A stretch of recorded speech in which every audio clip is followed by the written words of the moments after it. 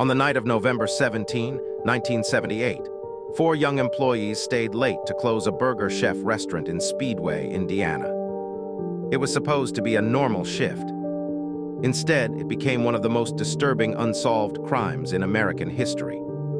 The restaurant was located at 5725 Crawfordsville Road, a busy area just outside Indianapolis. Like many fast food restaurants at the time, Burger Chef often hired teenagers to work part-time jobs. That night, 20-year-old Jayne Friedt was the assistant manager on duty. She was responsible for closing the restaurant and making sure everything was ready for the next day. Working with her were three teenagers: 17-year-old Ruth Shelton, 16-year-old Daniel Davis, and 16-year-old Mark Flemmonds.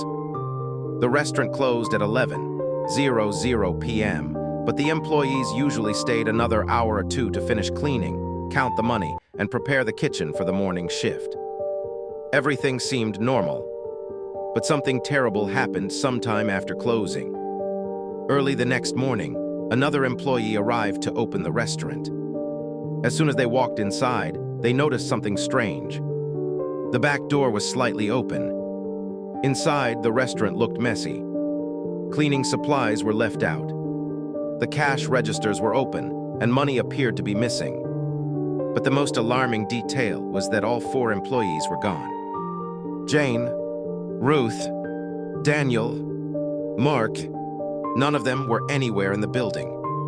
Police were quickly called to investigate. At first, officers believed it might have been a robbery, but the scene raised many questions. Some money was missing, but other money had been left behind. Outside the restaurant, investigators found two empty money bags and a roll of duct tape in the parking lot. This suggested that the employees may have been forced to leave the restaurant against their will. A search began immediately.